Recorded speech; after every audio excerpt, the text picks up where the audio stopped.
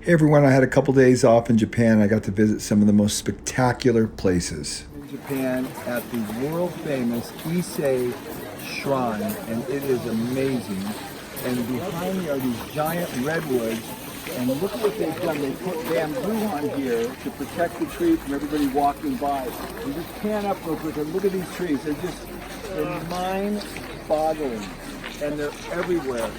And the cool thing about this is, every 20 years, they rebuild this temple.